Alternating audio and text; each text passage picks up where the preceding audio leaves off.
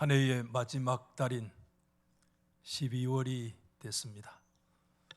오늘은 특별히 좀 좌우에 이렇게 한번 인사하겠습니다. 12월은 용서의 계절입니다. 한번 입을 열어서 얘기해 보세요. 반대쪽에도 한 번 더 시작. 12월은 결산의 계절입니다. 맞는데 12월은 무슨 계절이라고요? 용서의 계절이다. 저는 개인적으로 영화를 좋아하기는 하지만은 자주 보지는 못하는 것 같아요. 돌이켜 보니까 금년에도 뭐가 바빴는지 한 번도 영화관에 갔던 기억이 없어요. 그러나 생각나는 영화는 있습니다. 외국 영화로서 그 유명한 브래드 피트라는 사람이 주연했던 흐르는 강물처럼이라고 하는 1993년도에 나온 영화를 아주 좋아합니다. 미국 장로교회 목사 가정의 그 가족사, 그리고 인생의 문제를 아주 잠잠하게 그려내는 나름의 수작이다, 그렇게 생각을 해요. 한국 영화는 많이 보지는 못했지만 그나마 임권택 감독의 유명한 영화 뭐지요? 서편제라고 하는 영화. 우리의 전통 소리는 한 가락도 제대로 못하지만 그래도 그 영화는 우리의 정서를 잘 담아내는 영화이지 않는가 하는 생각을 개인적으로 가지고 있어요. 그런데 그 많은 영화들 가운데요, 제 속에 좀 아픔처럼 끼어 있는 그런 하나의 영화가 있습니다. 2007년도에 나왔던 이창동 감독의 밀양이라는 제목의 영화였는데 보신 분들도 아마 계실 거예요. 그 영화가 개봉되어졌을 때 한국 사회에 뭔가 던지는 그런 질문들이 있었어요. 그게 철학적인 질문이기도 하고 또는 어떤 종교적인 그런 질문을 던져서 나름의 반향을 일으켰는데, 용서라고 하는 것이 뭔가? 사랑의 실체라고 하는 것이 있는가? 기독교에 말하는 구원이라고 하는 것은 어떤 의미를 가지고 있는가라고 하는 그런 다양한 질문을 던져서 반향을 일으킨 작품이기도 한데, 여러분 아시는 분이 계실지 모르겠으나 그 영화의 내용을 간단하게 말하면 이렇습니다.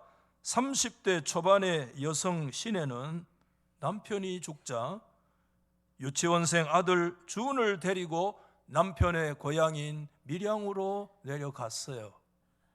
자신의 전공이 피아노이기 때문에 그곳에서 피아노 학원을 하면서 이제 주변 사람들에게, 여성이 혼자 애 데리고 사니까 주변의 사람들이 깔보지 못하도록 나름대로 연막 전술을 치면서 돈이 좀 있는 것처럼, 그래서 내가 좀 투자할 그런 땅을 나에게 좀 소개해 달라고 얘기를 하는데, 정작 자신의 은행 잔고는 470만 원이 전 재산인 가난한 사람이었어요.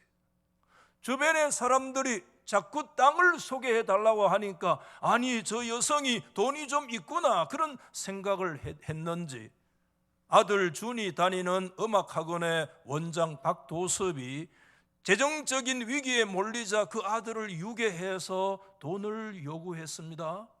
울며 불며 내가 가지고 있는 전 재산 470만 원을 다 줄 테니까 아이만은 살려서 돌려보내라고 애걸 하지만, 안타깝게도 그 아들은 싸늘한 시신이 되어져서 돌아오는 그런 슬픔의 영화예요. 아들의 사망 신고를 눈물로 마치고 동사무소를 나오는데 하나의 현수막을 본 거예요. 그 현수막이 교회의 부흥회를 알리는 현수막인데 그 현수막의 제목이 뭐냐 하면 상처받은 영혼을 위하여. 그 마음에 끌려서 그 예배당 안으로 들어가서 부흥회가 이루어지는데 그 열광적인 그 분위기 속에서 그 시내라는 여성이 참았던 그 눈물을, 통곡을 막 토하여내면서 격정적인 통곡을 하게 돼요. 막 목사가 와서 안수도 해주고 그러니까 나름의 뭔가 좀 마음에 평안을 받으면서 교회를 다니면서 시내는 주변 사람들에게 이런저런 얘기를 합니다. 새 생명을 찾았다고. 그러면서 기독교를 조금 알면서 기독교의 핵심이 뭔가, 우리가 기독교하면 사랑인데 그 사랑의 핵심이 뭔가를 생각하면서 깨달음이 왔어요. 그게 용서구나 하는 것을 생각하면서 무슨 생각을 했느냐, 아들의 살해범을 용서해야 되겠다 이런 마음을 가지고 주변의 사람들이 다 만류하는데도 심지어 꽃다발을 준비해서 그 살해범 박도섭을 그 찾아서 면회를 가서 두 사람 사이에 대화가 이루어지는 거예요. 시내가 얘기했어요. 얼굴이 좋네요 생각보다. 박도섭이 죄송합니다. 아니에요, 건강해야지요. 아무리 큰 죄를 지은 죄인이라도 하나님은 건강을 주시잖아요. 꽃을 내밀면서 이 꽃 오다가 길에서 핀 걸 꺾어 왔는데 감옥 안에는 꽃 보기 힘들잖아요. 이 예쁜 꽃도 하나님이 우리에게 주신 것이잖아요. 전에는 몰랐어요. 하나님이 계신다는 것도 몰랐고 내 눈에 안 보이니까 하나님 내가 안 믿었죠. 그런데 우리 주님 때문에 하나님의 사랑을 알고 마음의 평화를 얻고 내 생명을 얻어서 얼마나 감사한지, 그래서 얼마나 그분의 은혜와 사랑 때문에 행복한지 모르겠어요. 오늘 내가 이곳에 찾아온 것은요, 바로 그 사랑을 전해주기 위해서 온 거예요. 박도섭이 이렇게 얘기합니다. 고맙습니다. 정말로 고맙습니다. 내 기도가 통했는가 봅니다. 이 하나님이 죄 많은 인간인 저에게도 찾아와 주셨어요. 저도 믿음을 가지게 되었어요. 교도소에 들어온 뒤로 하나님을 내가 받아들이게 됐습니다. 그래요? 하나님을 알게 되었다니 다행이네요. 예, 얼마나 감사한 일입니까? 하나님이 저한테, 이 죄 많은 놈한테 손 내밀어 주시고 그 앞에 엎드려서 지은 죄를 회개하도록 하시고 저의 죄를 용서해 주셨습니다. 하나님이 죄를 용서해 주셨다고요? 예, 눈물로 회개하고 용서받았고 마음의 평화도 얻었고 잠도 잘 자고 아침에 일어나자마자 기도하고 하루하루가 얼마나 감사한지 여한이 없습니다. 사형당해도 좋습니다. 장기 기전까지 했습니다. 죄 많은 인간의 몸이라도 하나님이 주신 거라 가치 있게 쓰일 수 있으면 좋겠습니다. 하나님한테 회개하고 용서받았으니까 내 마음이 이렇게 편합니다. 그 영화의 백미는 그 장면에서 나와요. 그 범인의 말을 듣는 시내가 그때 격정적으로 막 무너지기 시작을 해요. 자식을 죽인 아들의 살해범을 용서하러 용기를 내서 그 교도소에 찾아갔는데 정작 그 범인은 다 용서를 받았고 평안하다고 얘기를 하니까 기가 찰 오르시죠. 어떤 면에서 용서의 주체가 누군가에 대한 질문을 던지잖아요. 그렇죠? 기독교에서 말하는 용서의 실체가 뭔가에 대해서 말하고 있잖아요. 두 사람 모두가 하나님의 이름으로 용서도 말하고 여러분 사랑도 얘기를 하지만 그 영화를 바라보는 관객의 입장은 거부감이 짝이 없어요. 왜 거북합니까? 혹자들은 밀양이라는 영화가 반기독교적인 영화다 이렇게 평가하는 사람도 가끔 있어요. 그런 요소가 조금 있기는 해요. 그러나 오늘날처럼 그렇게 노골적으로 얘기하고 있는 것은 아니에요. 정작 우리가 그 영화를 바라볼 때 불편한 점은 전혀 마음에 준비도 없이 용서를 시도하는 그 시내라는 여성의 그 모습이 굉장히 안쓰럽고요. 왠지 하나님의 이름으로 용서를 말하는 살인범 박도섭이 그 영화에 굉장히 가정스러워 보이는 그런 모습이 우리를 굉장히 힘들게 해요. 사실 두 사람 모두 다 용서를 얘기하지만 적어도 그 장면에서 진정한 용서가 없는, 용서를 설교하고 용서를 듣지만 참된 용서가 없는, 어쩌면 진정한 용서에 대해서 오해를 하고 있는 그런 장면이 공전으로 돌고 있는 그 모습을 보이고 있는 거 아닌가. 우리 기독교인들은 그런 의무감을 가지잖아요. 늘 용서에 대해서 우리는 우리의 종교적인 의무처럼 여기고 있잖아요. 그렇죠? 늘 용서에 대해서, 그래서 타 종교인들보다도 용서를 어쩌면 더 잘할 수밖에 없는 그런 경향성을 가지고 있는 사람들이잖아요. 우리는요. 미국의 연구에 따르면 미국 사람들에게 질문을 했어요. 한번 받아하십시다. 당신은 용서의 사람입니까? 여러분 스스로에게 한번 질문을 던져보십시오. 여러분은 용서의 사람입니까? 용서의 사람입니까? 여러분 거기에 뭐라고 대답을 하겠습니까? 궁극적으로 우리가 아니요 라고 대답하기가 우리가 그리스도인으로서 참 어려워요. 선뜻 말하기도 어렵지만 그렇다고 아니요 라고 담대하게 말하기도 어려운 질문이 당신은 용서의 사람인가? 그런데 미국인들 대다수가 그 질문에 예, 나는 용서의 사람입니다 라고 대답을 했다는 그런 연구의 결과도 있습니다. 우리가 이 용서라고 하는 말 앞에서요, 우리 굉장히 우리의 그 존재 안에 어떤 굉장한 어떤 갈등을 느끼고 있는 것이 사실이에요. 우리 중에 용서를 결심하지 않는 사람이 있겠습니까? 다 용서를 결심했잖아요. 그런데 문제는 용서를 결심을 했는데 뭐가 반란을 일으키는가 하면 우리의 몸이 반란을 일으킨다는 거예요. 이게 참, 여러분은 그런 경험 없습니까? 용서한다고 얘기했는데, 기도까지도 했는데, 그런데 나의 의지는 용서를 했는데 그 의지와는 전혀 상반된 내 몸이 반란을 일으키고 내 몸은 전혀 다른 반응을 내 안에 일으킬 때, 그런 거 없어요? 내 안에 몸과 의지가 내 안에 있는데 내 안에서 내적인 모순과 갈등을 일으키는, 사람을 보고 뱀부터 하다가면 안 되겠죠? 그런데 사람을 보면 분명히 의지적으로는 아닌데, 생각은 그런 건 아닌데 우리 몸이 막 펄쩍 뛰고 막 저기서 있으면 다른 데 돌아가고 싶고 말이에요. 우리의 몸이 그런 반응을 일으키는 경험이 여러분에게 없습니까? 저에게만 있는 모양이네 보니까.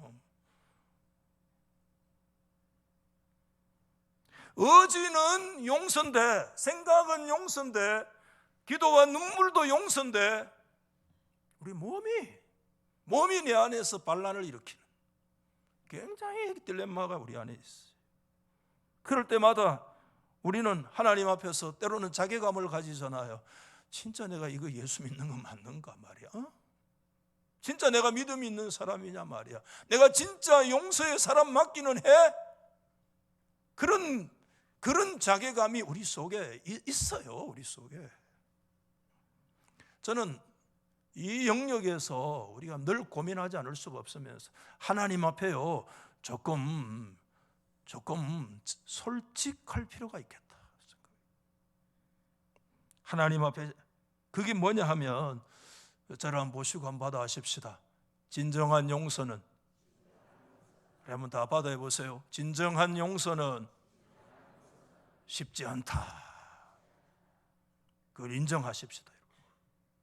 진정한 용서가 쉽지 않다는 것을 우리 그리스도인이지만 하나님 앞에 솔직히 인정합시다.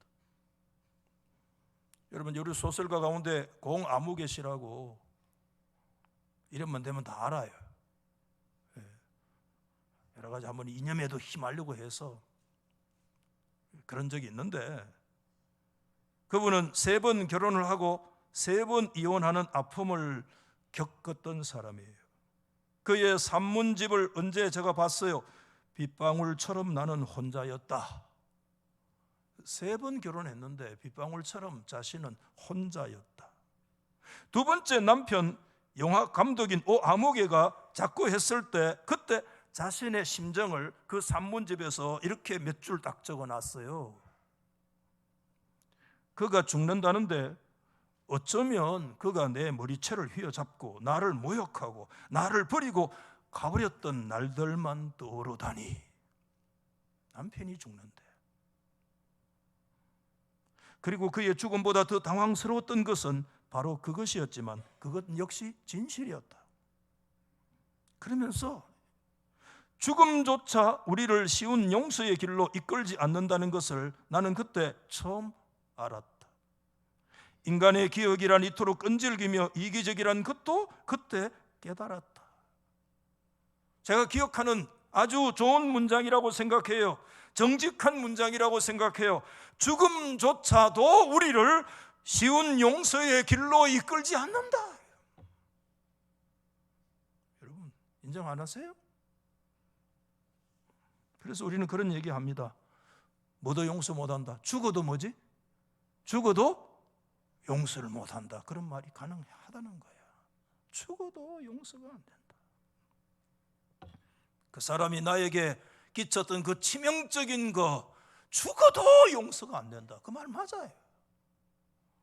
그가 했던 그 악한 말, 사람이 가장 비건하게 상처받는 게 뭡니까? 아픔이 말이잖아요. 우리 한번 받아봅시다. 다 어떤 경우에도 한번 더 봐요. 어떤 경우에도 막말하지 마라. 막말하지 마라. 교인들끼리 막말해서는 안 돼요. 막말하지 마세요. 아멘. 그때 그 상황이 아무리 참담해도 우리 인생은 막말해서 안 돼요. 막말, 그게 우리의 속에 비수로 꽂혀 있어요. 막말하지 마세요. 막말은 하나님 하시는 거지 인간은 막말할 수 있는 존재가 아니에요. 그가 나에게 끼쳤던 그 손해, 나의 명예에 끼쳤던 그 아픔들 죽어도 용서가 안 된다. 그런 게 있어요. 그래서 정말 죽음 앞에도 용서가 쉬운 것이 아니다라고 하는 이거 우리가 분명히 인정할 수 있어요. 오늘 여러분 이 본문 성경 너무나 잘 아시기 때문에 제가 세세하게 다 설명을 드리지 않습니다. 제자 베드로가 몇 번 용서하면 될까요? 7번 용서해 주면 될까요? 그런 질문에 예수님 뭐라고 말씀했어요? 70번씩 7번이라도 용서하라고 하는 주님의 말씀이 여러분 알고는 있지만 우리가 이 말씀이 쉽게 이해가 됩니까? 기독교인들 가운데 보면 2가지 부류가 있는 것 같아요. 첫 번째 부류는 목사님 용서라고 얘기하지만 용서라고 하는 것은 굉장히 아이디얼하고 이상적인 것 아닙니까? 아예 애초부터 용서는 불가능한 거 아닙니까? 그렇기 때문에 아예 용서의 문제에 대해서는 체념한 용서는 안 된다. 그래서 원치 않지만 용서는 불가능하기 때문에 정말 힘든 그런 정오와 때로는 미움에 힘든 삶을 살아가는 경우도 있고요. 또 어떤 사람은 용서에 대해서 무조건 용서한다고 용서는 했지만 용서하고 나니까 어떤 생각이 들어요? 나만 썩은 거 아닌가 말이야. 그렇지? 상대방은 변화가 없는 것 같은데 정작 과실의 책임은 거기에 있는데 내가 먼저 용서한 거 아이가? 내가 먼저 양보한 거 아이가? 내가 너무 뒤로 물러선 거 아닌가? 내가 너무 과도하게 양보한 거 아닌가 하는 그런 갈등들이 용서의 심령 속에 함께 섞여 있단 말입니다. 우리 속에. 도대체 예수님께서는 무슨 이유로 70번씩 7번이나 용서하라고 우리 가운데 말씀을 하셨는가? 여러분 아시죠? 그 예수님 당시에 랍비들도요, 중요한 가르침이죠. 용서 몇 번 해야 된다 가르쳤어요. 랍비들요 3번. 우리도 뭡니까? 3세판이라는 거 있잖아요. 가위바위보 해가지고 한 번 지면 그래도 몇 판이다? 3판이다. 3번은 해야지. 그래가지고 2번 지면 이제 입을 다물잖아요. 3세판 굉장한 거야. 여러분 한 사람을 놓고 여러분 진심으로 진정으로 3번 용서해 주신 적이 있나요? 3번 용서하는 거 큰 용서예요 사실상. 그런데 베드로가 몇 번 용서를 얘기합니까? 7번 용서하는 거예요. 그 굉장히 당당한 자세고요. 그 나름대로의 충분하다라고 생각을 했을 가능성이 많은데 예수님의 답변은 산 넘어 산이잖아요. 70번씩 얼마라? 7번이라도 77이 얼마예요? 490번. 여러분 이 부분에 대한 해석은 다양한 해석이 나올 수 있어요. 그런데 오늘 좀 새로운 해석학, 오늘 제가 그 새로운 해석학 중에 한 가지 좀 이런 말씀을 드리고 싶은데, 여기에 77이 49라는 건 490번 용서라는 거 아니잖아요. 새로운 해석학 하나를 여러분에게 좀 말씀을 드린다면 그게 무슨 뜻이냐? 409번, 90번, 70번씩 7번 용서라는 말씀은 무슨 뜻이냐? 우리 한번 받아하십시다. 아까 말씀드렸어요. 받아하십시다. 용서가 그리 쉬운 일이 아니다. 받아하십시다. 용서는 긴 여행이다. 주님이 그 말씀을 우리 가운데 하신 거 아닌가? 70번씩 7번이라도 말씀하신 그 새로운 해석학이라고 하면, 그 해석학 중에 오늘 제가 여러분에게 한 가지 말씀드린다면 70번씩 7번이라도 용서하라는 주님의 말씀은 용서는 쉽지 않고 용서는 길고 험난한 여정이다 하는 것에 대한 말씀이지 않는가 하는 해석도 가능하다고 봐요. 물론 여러분 하나님은 단번에 용서하실 수 있는 하나님이신 줄 믿습니다. Once for all이에요. 한 번에 모든 것을 만족하시고 일소하시고 도말하시고 기억도 하지 아니하시는 분은 하나님의 용서예요. 그런데요, 인간의 용서는 단번에 해결되는 것은 아닌 것 같아요. 인간의 용서는요 긴 여정입니다. 인간의 용서는요 반복적이에요. 인간의 용서는요 오래 걸립니다. 미국 풀러 신학교에서 기독교 윤리학자로 루이스 스메저라는 분은 일생 동안 뭐에 대해서 연구했는가 하면 기독교 윤리학자로서 용서에 대한 연구했어요. 용서의 대가예요, 루이스 스메저가. 루이스 스메저가 용서학의 대가인데 자신이 겪었던 체험담을 이렇게 아주 생생하게 얘기하는데 우리가 귀담아 들을 필요가 있다고 생각해요. 이렇게 적었어요. 어느 날 한 경찰관이 여러분 이유 없이 자신의 막내 아들을 막 학대하는 것을 보고 아버지로서 막 분노에 쌓이게 되었다. 그 울분이 쌓이니까 이성을 잃잖아요. 며칠 막 큰 소리 치며 살은 거예요. 그러다가 내가 왜 이래? 비참한 생각이 들어서 용서하기로 작정하고 서재에 들어가가지고 조용히 무릎을 꿇고 이렇게 얘기했어요. 말로니 경찰, 내가 너를 용서한다. 하나님의 이름으로 내가 너를 용서한다. 큰 소리로. 그것으로 모든 것이 용서된 줄 알았어요. 그런데요 1년 뒤에 그 경찰 말로니가 순찰차 타고 가는 것을 봤는데 그놈을 보는 순간에 확 솟구치는 거예요. 다시. 그래서 그를 보는 순간 저는 다시 그를 용서해야 했습니다. 왜? 다시금 분노가 생겼기 때문입니다. 그러면서 이런 얘기를 합니다. 하지만 한번 받아하십시다. 두 번째는 첫 번째보다 좀 더 쉬웠다. 두 번째는 첫 번째보다 용서하기가 좀 더 쉬웠다. 굉장히 의미 있는 얘기라고 생각해요. 그리고 몇 년 후에 그 말로니 경찰관이 그런 행동을 못 버리고 결국 해고당한 거예요. 그 소식을 접했을 때, 나에게는 꿀보다 더 달게 느껴졌다. 마치 내가 보복한 것처럼 고소하고 달콤한 것이었다. 좀 웃으라니까 이때는. 그 인간이 해고당하는 거니까. 그래, 잘 됐어. 고소해. 너무 고소해. 속이 시원해. 내가 보복한 것 같아. 근데 그는 이렇게 얘기합니다. 그때 비로소 나는 다시 한번 그를 용서해야 한다는 사실을 깨달았습니다. 그러면서 글을 쓰는 이 순간을 다시 그를 생각하며 다시 용서했습니다. 내가 완전히 그를 용서하기 위해서는 몇 번 더 앞으로 용서를 해야 될지 누가 알겠습니까? 솔직한 거 아닙니까, 여러분? 정직한 얘기 아니에요?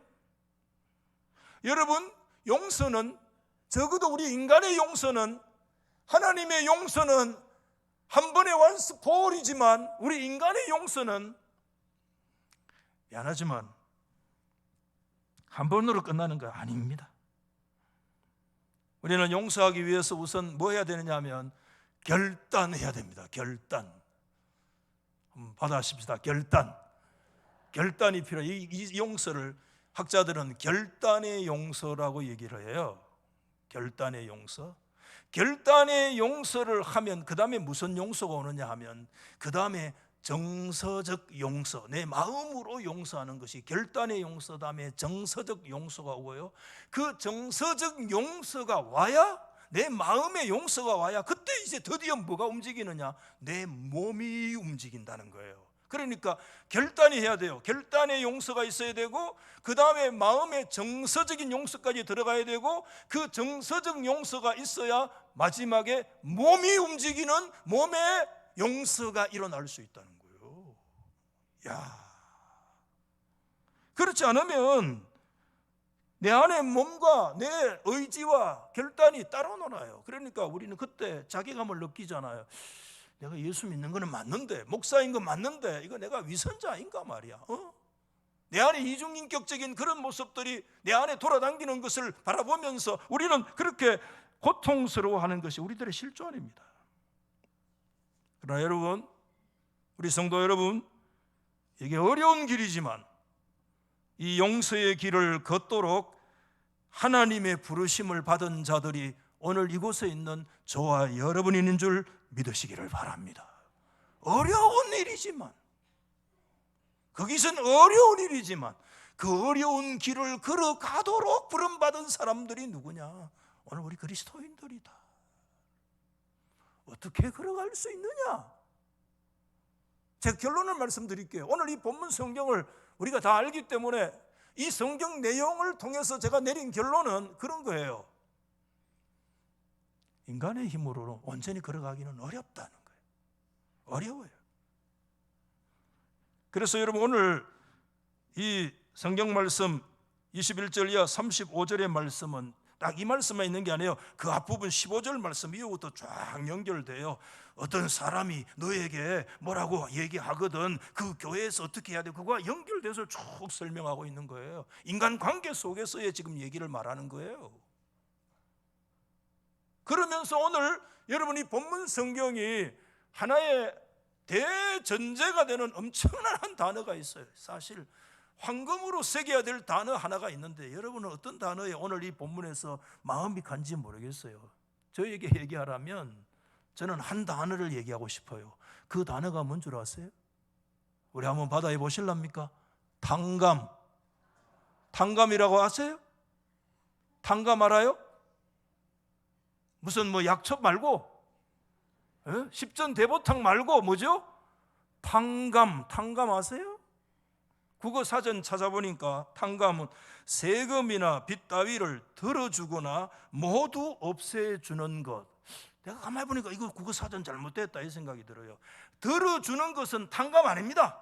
덜어주는 것은 삭감이지 탕감 아니에요. 탕감은요, 온전히 없애주는 게 탕감인 줄 믿습니다. 국어 사전 바꿔야 된다고 생각했어요. 물론 일부 탕감해 주겠지. 그러나 진짜 탕감의 의미는 그래 영어 성경에 이 단어가 두 가지 단어가 써 있는데 하나는 캔슬 알죠? 그 캔슬됐다 뭐라고 얘기하면 취소됐다 그런 뜻이잖아요.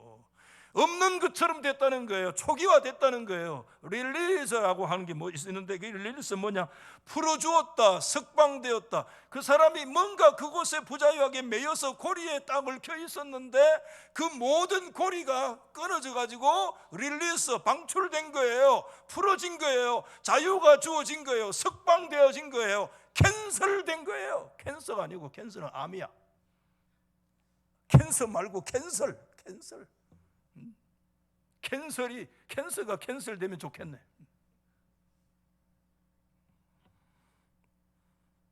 야, 여러분 오늘 이 말씀 잘 아는데요.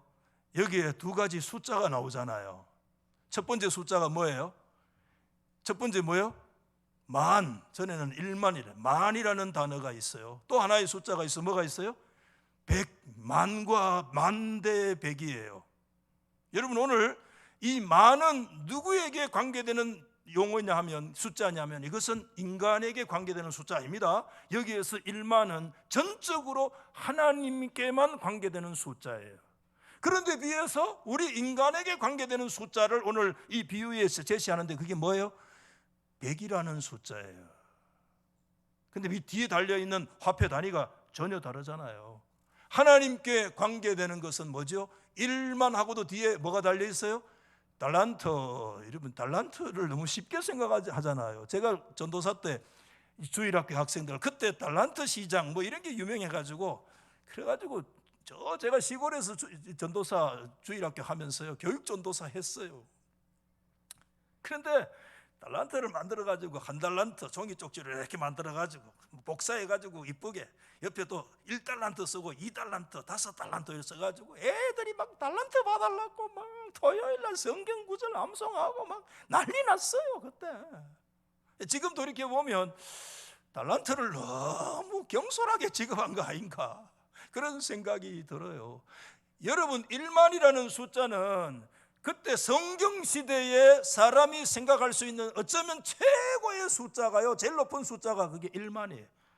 그 이후에 어떤 숫자가 등장했느냐 하면 인간 역사에 여러분 100만 1만 곱하기 100은 100만. 그래서 100만 뭐가 있어? 100만 장자. 부자는 뭐예요? 100만 장자. 요새는 100만 장자 하면 뭡니까? 웃기는 소리 하고 있네. 요새는 무슨 장자? 억만장자 그다 나왔어요. 억만장자가 이 발음도 안 된다 이래 발음도. 뭐가 억만장자가 나왔는데 이거 가지고도 안 돼. 요새 한방 치면 억이야. 억하면 억이야 그냥. 니는 억 구경해. 억 구경도 해본 적은 없는데. 그래도 사람들 막 억해도 지금 뭐 눈도 하나 안 까져. 그리고 요새는 억조장자 그런 단어는 없어. 조 가지고도 이상한 인간들이 얼마나 간디 붙는지. 조도 저보다 뭐 발가락이 떼처럼 여기네. 조 위에 또 뭐가 있는겨? 경임 그런 숫자가 있어요. 알아요? 아유 권사님 우리 동기인데 역시 똑똑하다. 야, 조경 그런 숫자가 있는 걸 알지만 단위가 있는 걸 알지만 그 감이 안 잡히잖아요. 경이 뭡니까? 도대체 감이 안 잡혀요. 예수님 당시에 최고의 숫자가 뭐라고요? 1만이야. 만이야. 그 만 뒤에 뭐가 붙었어요? 달란트가 붙었는데 여러분 요세푸스라고 하는 사람 1세기 유대 사가가 있는데 유대 고대사도 전쟁사 유대 고대사에 보면 이렇게 얘기합니다. 그때 유대와 이두메 사마리아의 세 지방에서 1년 동안 총 세금 거두면 600달란트야. 600달란트. 그리고 갈릴리 베리아를 합하면 200달란트 더 되고 베다니와 나머지 기타 지역을 하면 100달란트. 그래서 한 왕이 팔레스타인 전체에서 1년 동안 다 거두어들이는 총 세수를 끌어모아도 얼마밖에 안 되느냐 하면 900달란트밖에 안 돼. 아무도 안 놀래네. 근데 예수님은 몇 달란트를 얘기한 거예요? 10,000달란트의 빚을 진 것을 얘기하는 거예요.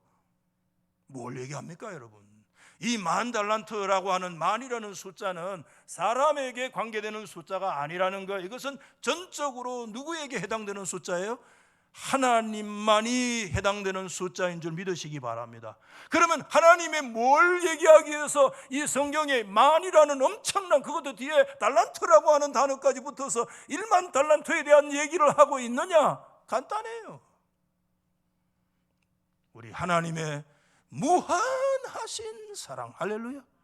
하나님의 그 무한하신 은혜, 우리가 청량할 수 없는, 우리 오늘 조가 넘어서 경위에 뭐가 있는지 난 모르겠어. 또 뭐 있어, 또 단위가 뭐 핵하고 뭐가 또 있더라고요.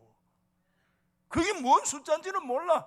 가늠할 수 없는, 인간의 숫자로는 청량할 수 없는 하나님만이 우리 가운데 주시는, 그분만이 우리 가운데 베풀어 주시는 엄청난 하나님의 크고 풍성하신 은혜를 오늘 이 성경의 장칠에 1만 달란트라 얘기한 거예요. 그 하나님의 1만 달란트가 뭐로 드러난 줄 아십니까? 그게 독생자 예수 그리스도의 대속과 십자가와 부활의 사랑으로, 우리의 죄를 씻는 구속의 사랑으로, 십자가의 엄청난 그 사랑은 1만 달란트의 사랑이야. 인간의 가늠할 수 없는, 하나님만이 우리에게 베풀 수 있는 엄청난 사랑이 그게 1만이에요. 이 은혜가 우리 가운데 임하기를 주의 이름으로 축복합니다. 이건 누구만 주실 수 있는 거예요? 하나님만이 우리 가운데 주실 수 있는 거예요. 그거 하나님이 주시는 거 하나님만 알아서 하시도록 내버려 두고, 오늘 해결되지 않는 하나의 문제가 있다는, 그게 인간의 문제, 그걸 일백이라고 해야 되는데 그 뒤에 합해 단위가 뭐죠? 달란트입니까? 100달란트 해도 못 갚아요. 뭐죠? 데나리온은 아시잖아요. 하루 임금이기 때문에 애쓰면 그 갚을 수 있는 가능성이 있는 거예요. 오늘 여러분, 제가 세세하게 성경에 대한 해석 설명하지 않습니다. 여기에서 100데나리온, 우리 인간의 문제가 뭐냐는 겁니까? 뭐냐는 거예요.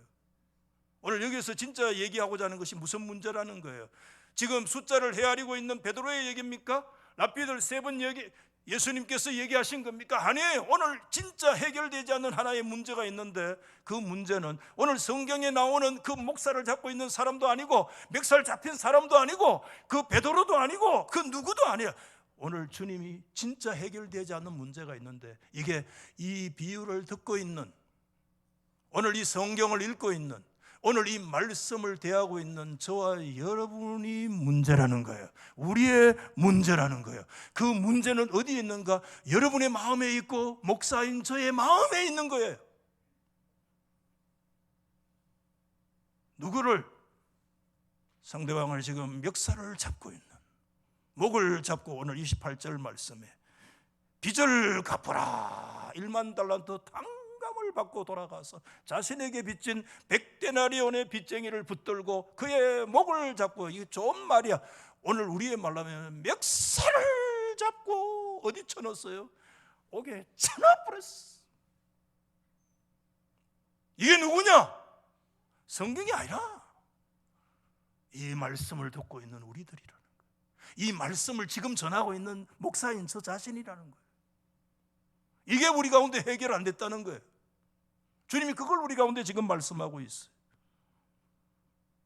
분명히 과실은 그가 먼저 과실을 했을지 몰라요. 그렇지만 그의 멱살을 잡고 있는 이놈의 새끼하고 지금 갈고 있는 너의 손이 지금 피가 통하지 않고 네 몸이 경직되고 그것 때문에 네 마음이 병들고 네 몸이 병들어가고 있는 것을 기억해라.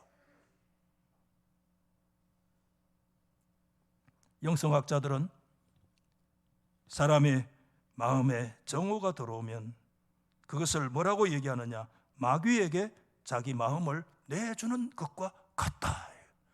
정오가 들어오는 순간에 마귀에게 우리 그리스도인의 마음을 내주는 거야. 그때부터 마음은 누가 조종하느냐 하면 마귀가 조종해요. 마귀가 운전해요. 마귀가 끌고 다니는 대로 끌고 다닐 수 있다는 것을 얘기해요.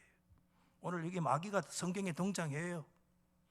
그게 29절 30절이에요 그 마귀는 뿔난 마귀가 아니야. 1만 달란트의 탕감을 받고 100데나리온의 상대방의 멱살을 잡고 이놈의 새끼 안 갚으면 내가 이놈의 새끼 하면서 이를 갈면서 그러면 바가지를 잡고 옥에 쳐넣는 이 마귀야. 그 마귀가 우리 안에 있다는 거야. 그걸 주님이 지금 말씀하고 있는 거예요. 오늘 말씀을 마치면서 우리가 다시 질문을 던지지 않을 수 없어요. 나는 용서의 사람인가? 여러분 어떻게 말씀하실지 모르겠어요. 처음보다 대답이 쉬울지 모르겠어요. 왜? 용서가 그렇게 간단한 것이 아니구나. 하나님의 백성은 하루아침에 모든 것을 다 닦아 마치는 자들인 것 같지만 우리의 구원은 순간에 이루어지지만 우리의 성화는 길고 험난합니다. 닦아 마치는 자들이 아니에요. 순간. 어쩌면 우리는 길고 험난한 여정을 걸어가는 자들입니다. 그 긴 여정 속에서 어떤 고통을 당할지 모릅니다.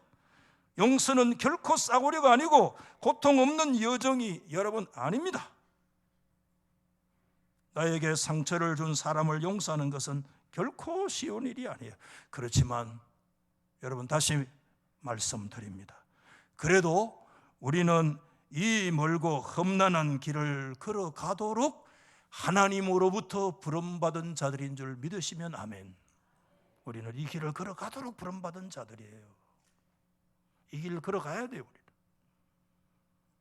말씀을 마치면서 우리는 이 길을 가려면 먼저 내 자신도 용서해야 되고 우리의 가족부터 먼저 용서해야 되고 한 번의 결단으로 다 용서할 수 없지만 그러나 여러분 오늘 하나님 앞에서요 그분의 1만 달란트의 그 십자가의 그 가늠할 수 없는 엄청난 사랑 앞에서 결단의 용서, 정서적인 용서, 그래서 우리 마음이까지 우리의 몸으로 용서하는 아멘. 그런 자리까지 들어갈 수 있는 역사가 있기를 예수님의 이름으로 축복합니다. 여러분. 오늘 여러분 완전하지 않아도 이 길을 완전하게 걸어간 사람 우리 가운데 아무도 없어요. 그래서 우리는 용기와 격려가 계속 필요해요. 오늘 여러분 저와 여러분에게 치명적인 아픔을 준 사람이 있어요. 죽어도 가는 문제가 우리 가운데 있어요. 이해해요. 우리의 몸이 부르르 떨리는 경우도 있어요. 그렇지만 여러분 오늘 이 시간에 적어도 한 걸음 아니 한 번 더 그리스도의 십자가의 사랑 앞에 그 믿음의 길을 내딛는 걸음을 내딛는 우리 달서교회 성도 되시기를 예수의 이름으로 축복합니다. 그래서 오늘 우리 한 걸음 한 걸음 우리가 걸어간다면 우리 달서교회 우리 가족과 우리의 온 공동체의 12월은 적어도 용서의 계절이 될 수 있다. 그렇게 믿고요. 오늘 주님께서 마지막에 결론의 말씀을 하셨잖아요. 우리 한번 받아하십시다. 너희도 각각 마음으로부터 형제를 뭐하라? 용서하라. 아멘. 마음으로부터 너희 한 사람 한 사람 용서하라. 그 길을 걸어가는 저와 여러분 되시기를 예수 이름으로 축원합니다. 저는 오늘 찬송